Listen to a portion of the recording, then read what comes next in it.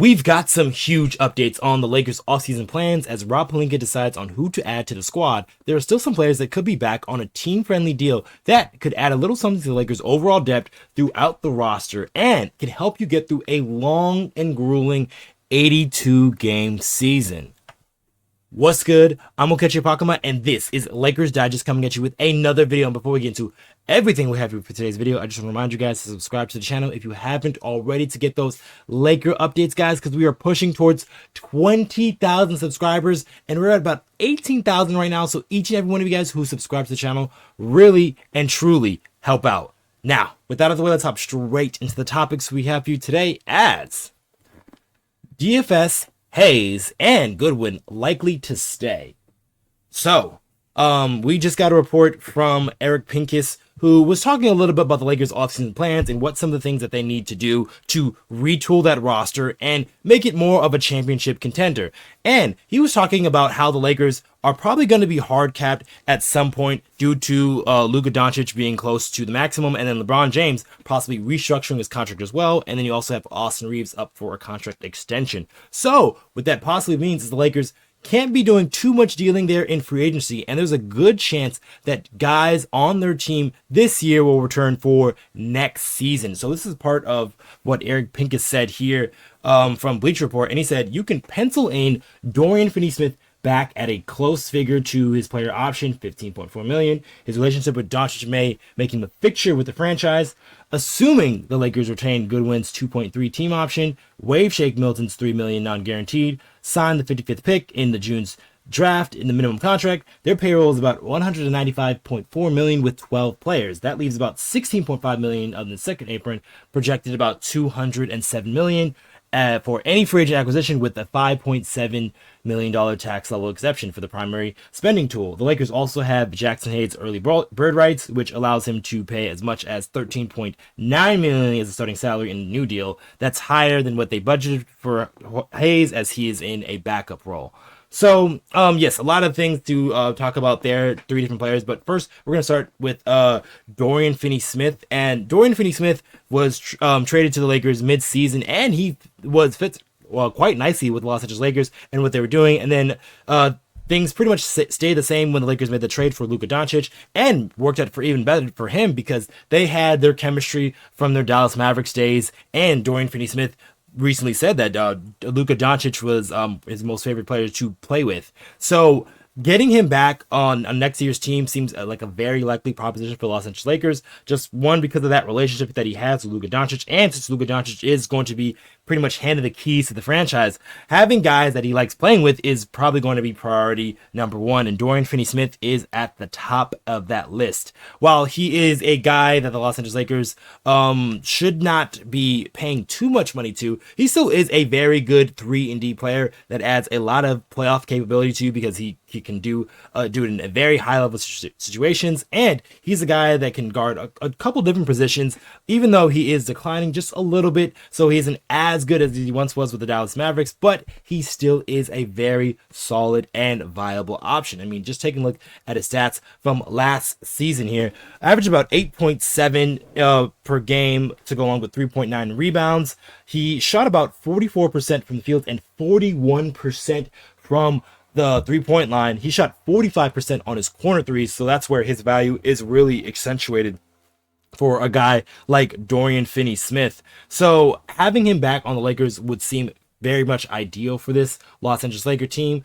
So I see the Lakers possibly working out a deal with him, maybe for more guaranteed years for lesser money, if they can do so, because the more money they can spend around on the rest of the roster, which we'll get to in a second, will be much help for the Los Angeles Lakers. So another name that they also talked about was on a team option for Jordan Goodwin, and Jordan Goodwin really found himself in a nice playing role with the Los Angeles Lakers. You can take a look at his stats, but I want to point out his per 36 minute stats, because this really shows the type of value that Jordan Goodwin can have if he were to have bigger minutes or a bigger role. So take a look at that bottom year for the Los Angeles Lakers. That's where he was at, and those are pretty solid numbers for a guy coming off of your bench. But the number that I want to look at specifically is that rebounding number.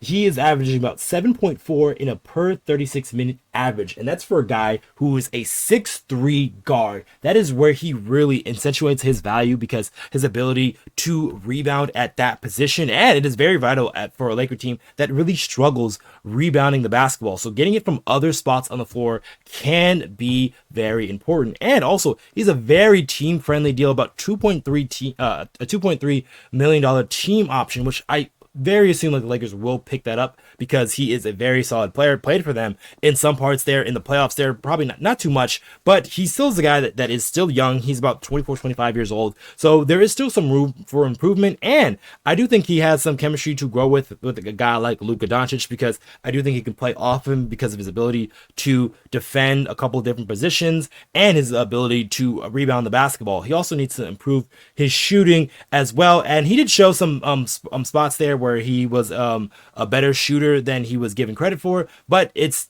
gonna have to turn over into more bigger success for next season, especially if he's gonna be a part of the Laker rotation. And then the last guy that they talked about there was Jackson Hayes.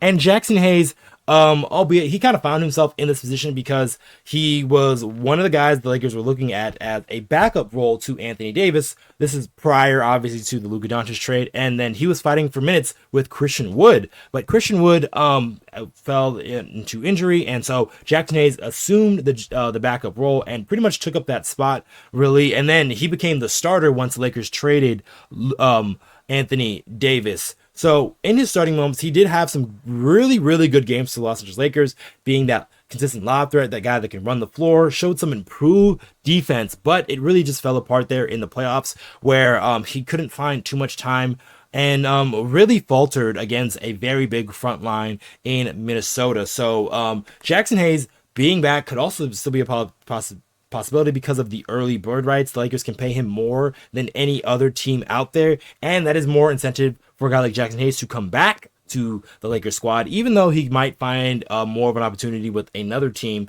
maybe even a starter position somewhere out there on a bad team. But as for the Los Angeles Lakers are concerned, bringing Jackson Hayes back, possibly on a more likable number, would be much applied. But I think Jackson Hayes, they got to keep him on the back burner here, because there are some other centers that they got to look out there in the market. We'll see who becomes available via trade and see if one of these big dominoes fall. Like, I'm assuming like a guy like a Giannis Antetokounmpo gets traded or something like that. Then it is important for the Lakers to really kind of scoop up that other market, that secondary market, and find that starting caliber center that they have been searching for. They tried it with trading for Mark Williams, and then obviously that fell through. So and they tried it a little bit with Jackson Hayes, and obviously that didn't bear fruits to the Lakers. I do think Jackson Hayes still can be a viable guy for the Lakers. I mean, just take a look at his stats from the season. Just about under 7 points per game. The rebounding could be a lot better, about 4.8 rebounds per game. But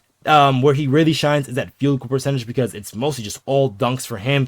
About 72% from the field. That is one of the league leaders there in the league, especially around the basket. So he is very solid up and around the rim once he gets the ball there. But some of those defensive stats and also rebounds can be better from a guy like Jackson Hayes.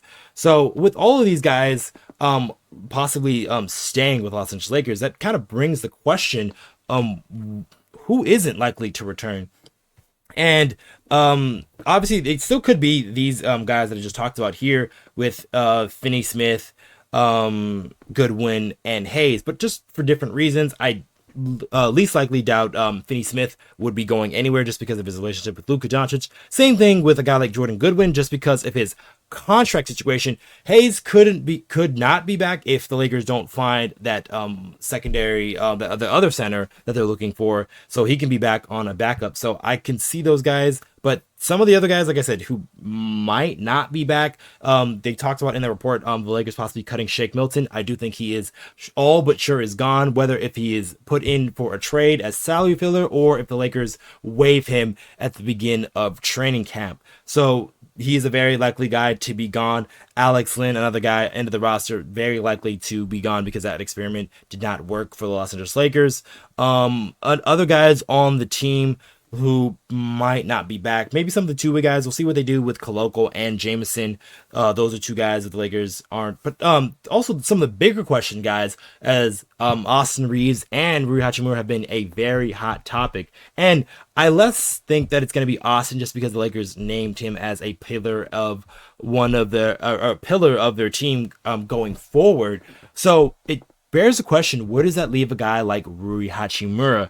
And he seems like the guy to be like the odd man out in the situation, unless if the Lakers find a trade for Jared Vanderbilt, which, depending on who you talk to or just like listen to, he isn't really available or doesn't have too much of a value to be available for trade. So Rui Hachimura just kind of seems like the odd man out here in this situation.